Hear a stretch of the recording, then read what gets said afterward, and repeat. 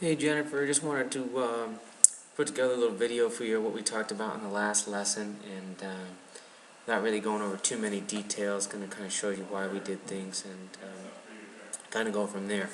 So, and we'll kind of go over also like the practice routine, what we wanted you to do, and as far as taking a practice and then hitting a ball, those kinds of things also.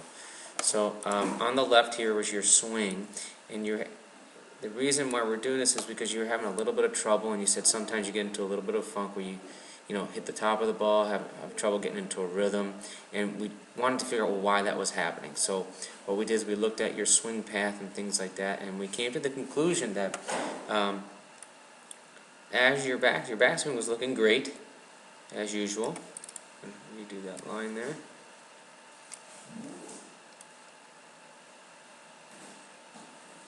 But on the way down, you'll start to see that your club path goes really far. We call it the outside. So remember, everything underneath this line here is called the inside. Everything on the top of the line is the outside. We call it, imagine like the roof of your house here, if we did this like a little imaginary line. So everything on the top of the line is the outside. Everything underneath is the inside. So you can see... You can see the backswing is really good, right a little bit underneath, right on top of that line, or right under that line. It's perfect. And on the way down, you'll start to see the club goes on another path, a little on the top of that line.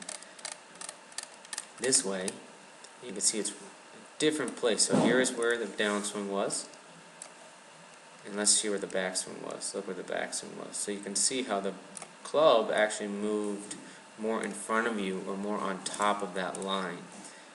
So you can see it started right on that line and then actually came down, almost made a little bit of a loop here. We'll do this in yellow. Went back, back, back, and then actually went right on top of the line. So our goal was to try on the downswing to try to get this more back on the line like you did on the backswing. So trying to get it back on that plane line, we call it, or on the roof of your house on the downswing. And the reason for that, if we clear this little area, is as you're coming down a little bit over top of that line, you'll start to see it was very hard for you to get underneath the ball, and you can see how right now the club face was actually pointing way, way over here, which means that the edge of the club, we call this the heel of the club, like your heel of your foot, is actually almost about to hit the ball rather than hitting it with the center of the face. And you can see that in last minute here in this one, you actually hit this one pretty good. It actually squared up and you made good contact. But when the timing was a little off, you would actually hit the ball right off the inside of the club, the heel of the club. It was very, very difficult for you to get the ball in the air. So, to keep the long story short here, what we did is, we'll draw this line again. We took a video of you here, taking a couple practice swings, and again the angle is slightly different here as I'm handheld. But what I want you to see, I'm going to bring here. Here's the downswing was before. And again, I'm going to swing back, and I want you to look at now. This is you doing a little pump action drill, trying to feel like your right elbow and the club are coming down together, and you can see how the club is much more behind your hands there versus in front.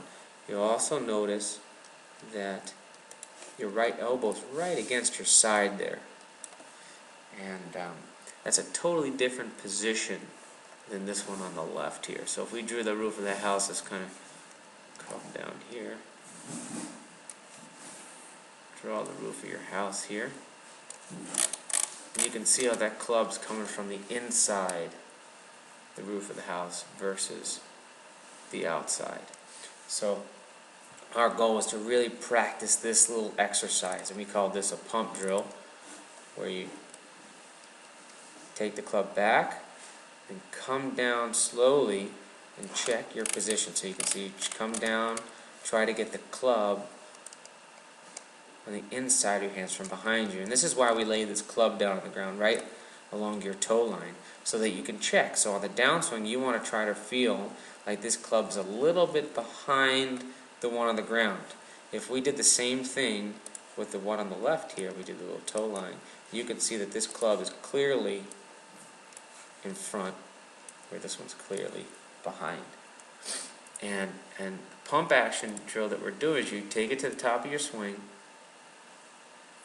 bring it down, feel the right position, and again, it's not just your arms, you're actually feeling your arms and your body pumping this drill here. So you go back to the top here, and you can stop and check your position if you'd like in the first practice swing, then do it again, and come down, try to get right down to impact.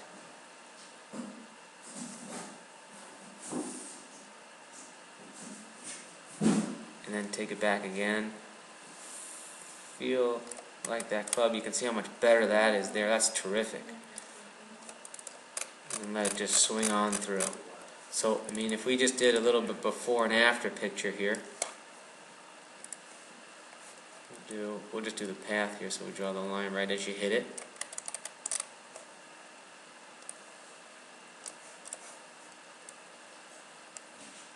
And this is the actual swinging motion.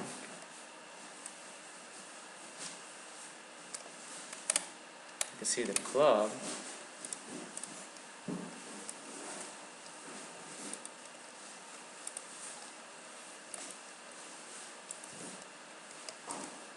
creates a nice little circle. Now we'll do this one, and you can see the circle actually starts in the opposite side of the line. And you'll see the circle is a little different.